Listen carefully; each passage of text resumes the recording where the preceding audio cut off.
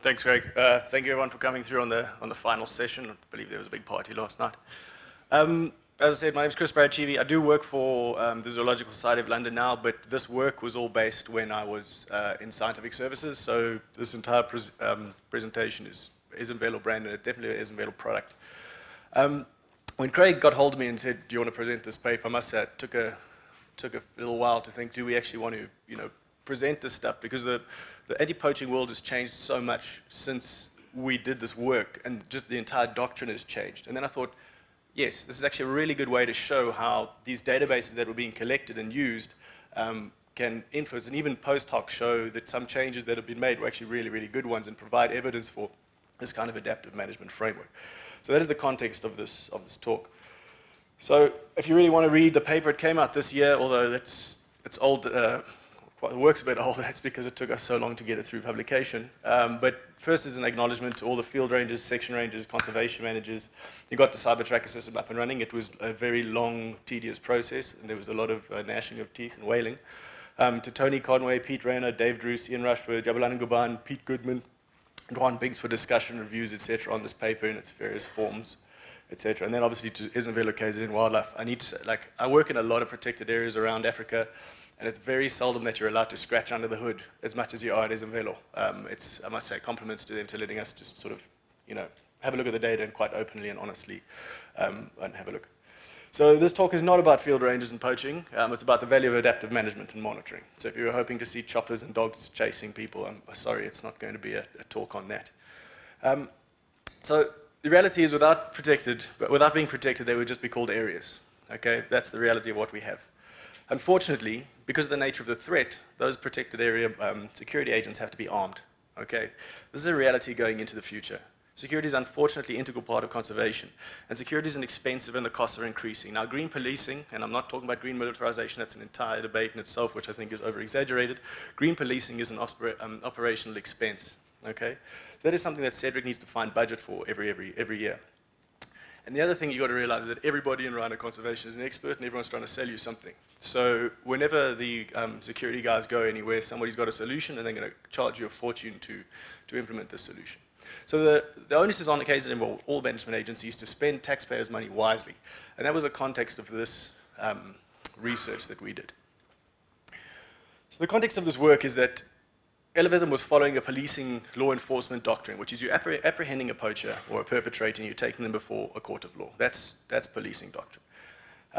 And they had to spend the tax money efficiently. Now, there's a need for adaptation. What used to work wasn't working, etc., and there was a ramp up in poaching. So in 2012, there was the cyber tracker program. And there was all this data coming in, and the manager was using it very effectively for outputs. Where are my field rangers going? How many hours am I getting, etc. But we hadn't really evaluated the outcomes. Was it actually being effective in terms of deterring rhino poachers?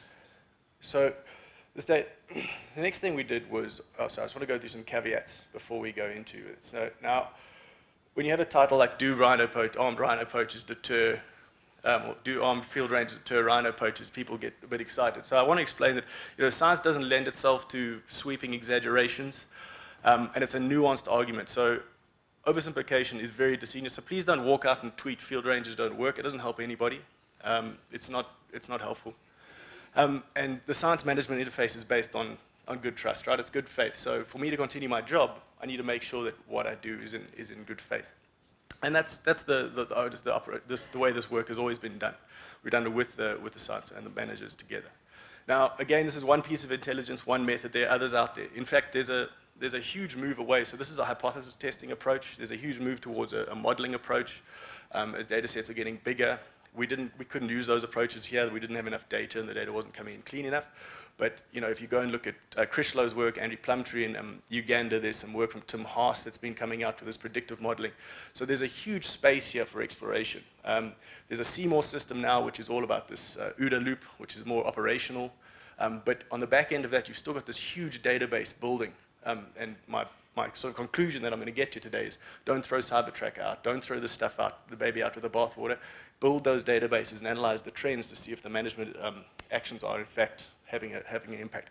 And to see all the data that you put up today, Cedric, absolutely fantastic. And I take those data and analyze them in some rigorous ways and see if what we're wanting to do is actually happening.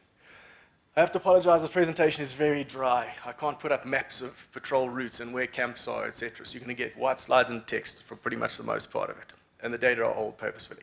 Okay, so what is policing in a protected area? What used to be is that you have to deter people, right? You want to deter a poacher from coming in. And there's three things you can do. You can increase the certainty of sanction, the severity of sanction, or the celerity, which is the swiftness. Again, this is built into policing doctrine. So if you look at visible policing and how the theory behind visible policing, they did some experiments with football hooliganism.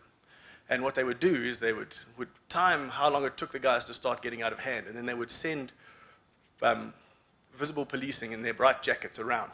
And they worked out that it was about 20 minutes. If you left those guys alone for 20 minutes, they would start getting out of hand and breaking the law. And so that's the thing. You can have a presence of an officer right there, within a certain time frame. And it's about having people there. Now, you can't have people every 20 minutes because then they know when you're coming and they'll get out of hand in that time between. Okay. So the whole concept of deterrence and presence, which is having a law enforcement officer at the right place in the right time, is sort of what a lot of this deterrence-based policing doctrine was built on. So the only real thing a law enforcement manager can do, the only thing Cedric can really get his guys to do, is be in the right place at the right time, which is an incredibly difficult task if you think about it. If you don't have intelligence coming in, telling you where you've got to go, like, you've got these huge areas. Okay.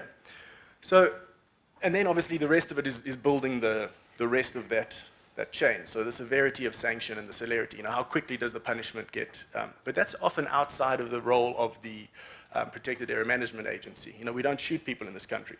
So, you can apprehend them, but then how long does it go through the courts, et cetera, et cetera. And that's generally outside of the control. So the only thing that guys can really do is make sure that their law enforcement officers are there when the poachers are there. And that is a mammoth task.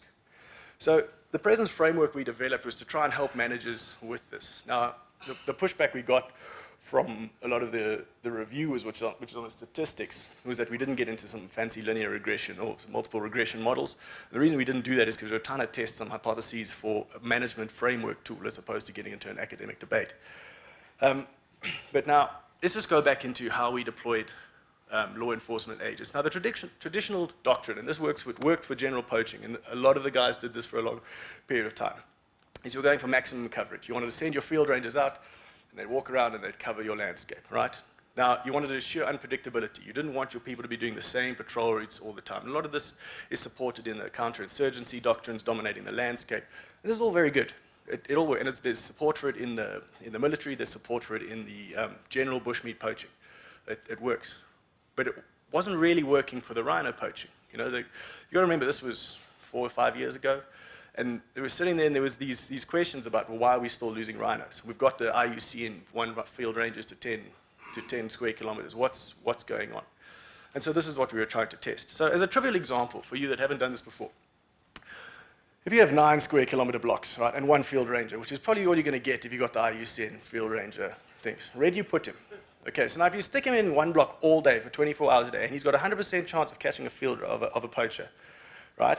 He's still only got a 1 in 9 chance, which is 11%. And I'd take those odds. That's great. 11% is fantastic. But you've got to remember that guy's not there all day, and he's not going to necessarily detect him. You've got unions. You've got, how do you get the guy there and back? This is some really practical problems for the field rangers. You've got human resources, overtime budgets, logistics. These protected areas are huge. They don't have road networks. How do you get your guys in there? Do you leave them? So it's all these constraints on how to move your guys around the field to ensure that you have them in the right place in the right time. And so as a realistic example, HRP has 3,776 500 by 500 meter blocks, right? And I can tell you they don't have 3,776 divided by 9 field ranges. It's a lot of field rangers that you would need to cover that with any kind of serious density. It's rugged, poachers move, they hide. Poachers don't tell you where they are. They're not going to tell you where they are.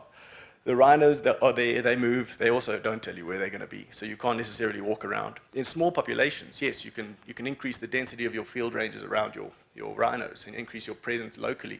But that's what they're doing with the northern white rhinos in Old Page. They walk around with them. You can't do that with 2,500 animals. It's just physically impossible to do. Okay, so the challenges that they're facing in protected areas of this size are immense. And the other thing is, rhino poachers are not good people. They fight back. There's dangerous creatures out there at night. People talk very lightly about own the night, dominate the night. It's not a trivial thing to send field rangers out into the night, and poachers are happy to walk out there. So, there's a difficult thing. So basically, this question was posed to me around a fire by Lawrence Monroe.